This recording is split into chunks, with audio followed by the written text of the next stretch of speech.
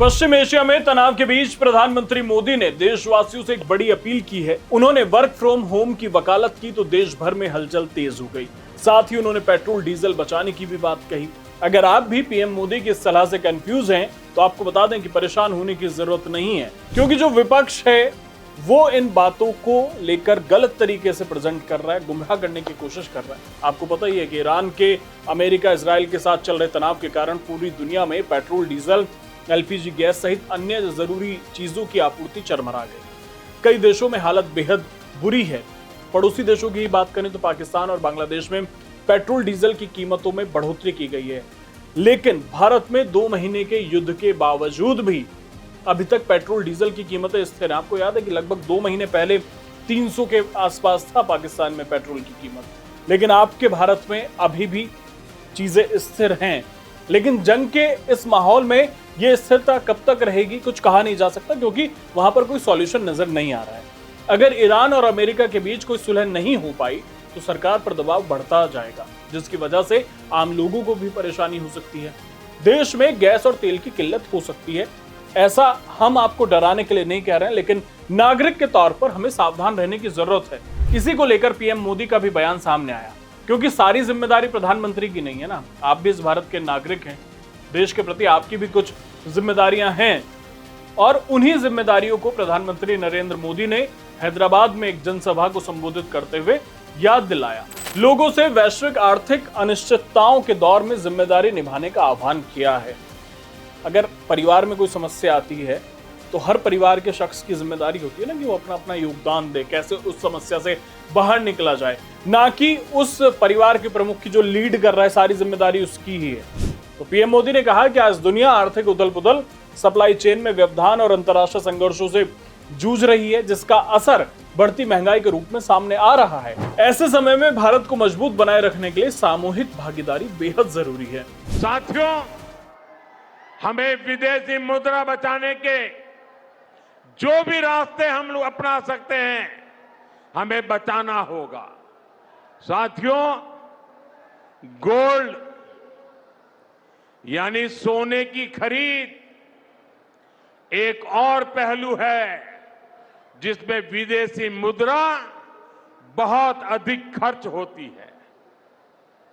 एक जमाना था जब संकट आता था, कोई युद्ध होता था, तो लोग देश हित में सोना दान दे देते थे।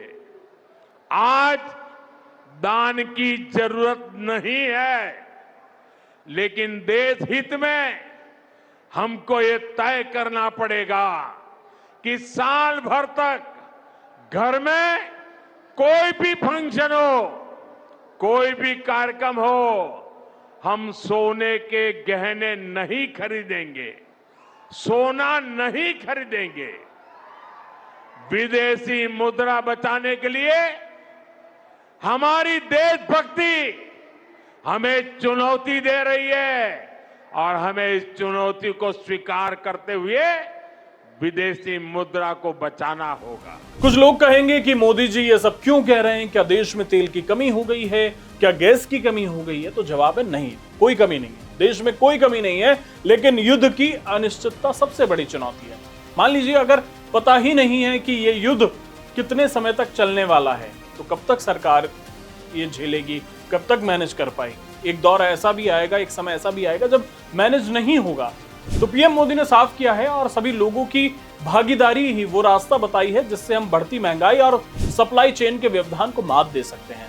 हमें समय और संसाधनों की बचत करनी होगी।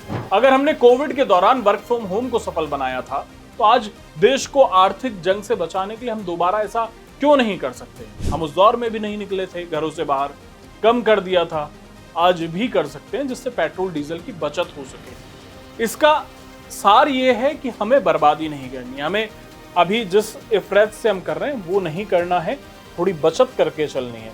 पीएम मोदी के इस बयान से एक बात ये भी साफ है कि आने वाला वक्त आसान नहीं होने वाला।